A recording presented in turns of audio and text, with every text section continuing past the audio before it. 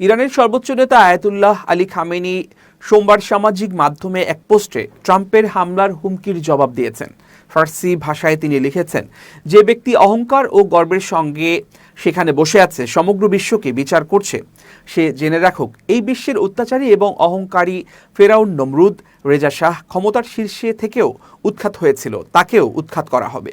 মার্কিন president Donald Trump বলেছেন, ইরানের সর্বোচ্চ নেতা আলী খামেনি আলোচনায় বসার আহ্বান জানিয়েছেন। তার দাবি, তেহরান বিক্ষোভকারীদের হত্যা করলে সামরিক হস্তক্ষেপের হুমকি দেওয়ার পরই এই আলোচনার কথা তুলল ইরান।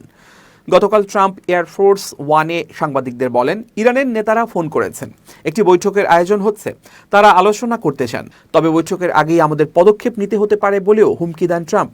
যুদ্ধের জন্য প্রস্তুত ইরান তেহরানে বিদেশি রাষ্ট্রদূতদের একটি সম্মেলনে গতকাল ইরানের পররাষ্ট্রমন্ত্রী আব্বাস আরাকচি বলেন, ইসলামী প্রজাতন্ত্র যুদ্ধ চাইছে না, তবে যুদ্ধের জন্য সম্পূর্ণ প্রস্তুত।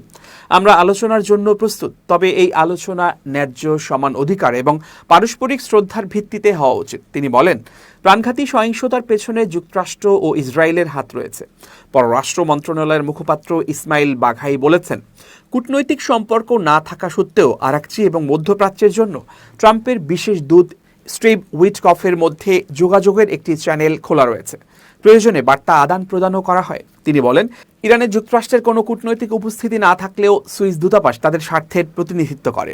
মর্গের বাইরে কয়েক ডজন মৃতদেহ ইরানে। 84 ঘন্টারও বেশি সময় ধরে ইন্টারনেট বন্ধ রয়েছে সেখানে। আন্তর্জাতিক ইন্টারনেট মনিটরিং সংস্থা মনিটর নেট ব্লকস জানিয়েছে, গত বৃহস্পতিবার থেকে বড় শহরগুলোতে কাঁপানো গণবিক্ষোভ হলেও ইন্টারনেট থাকা ভিডিও পোস্ট ব্যাপক বাধাগ্রস্ত হয়। রোববার এক ভিডিওতে দেখা গেছে, তেহরানের দক্ষিণে একটি মর্গের বাইরে কয়েক ডজন মৃতদেহ জড়ো করা হয়েছে।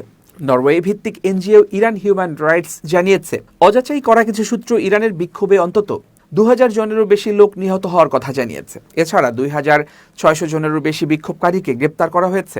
ইরানে নিষিদ্ধ বিরোধী দল পিপলস মুজাহিদিন বলেছে, দেশের অভ্যন্তরে তাদের সূত্র অনুসারে 3000-এর বেশি মানুষ নিহত হয়েছে।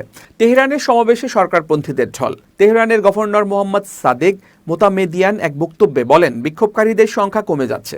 রাষ্ট্রীয় টেলিভিশন সোমবার তেহরানে একটি সরকারের সমর্থনে বড় বিক্ষোভ মিছিলের ফুটেজ দেখিয়েছে। এ সময় তারা ইসরায়েল মুর্দাবাদ, আমেরিকা মুর্দাবাদ স্লোগান দিচ্ছিল। নিহত কর্মকর্তাদের জানাজা উপলক্ষে হাজার হাজার সরকারপন্থী বিক্ষোভকারী রাস্তায় নামেন।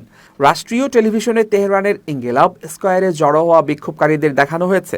প্রেসিডেন্ট মাসুদ পেজেশকিয়ানের ডাকে অন্যান্য শহরেও একই ধরনের বড় সমাবেশ হয়েছে।